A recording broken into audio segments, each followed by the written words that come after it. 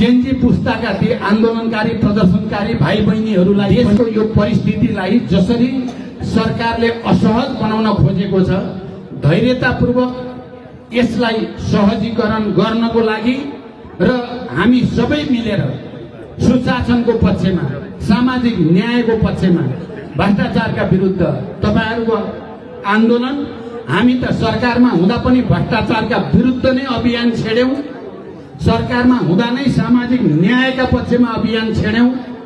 त्यही भएको हुनाले यो सरकारले हामीलाई बाध्य बनाएर सरकारबाट हटाएको हो। तपाईहरुको मुद्दा र हाम्रो मुद्दामा समानता छ, त्यसकारण मलाई विश्वास छ हामी कोही कसैको बहकाउमा आउने छैनौं। हामी सबै सतर्क हुनेछौं, कहीँ घुसपेट गरेर यो तपाईहरुको जायज आवाजलाई अर्कोतिर मोड्ने दुस्साहस कसैले नगरोस् भन्ने कुरा पनि म अपिल गर्न चाहन्छु।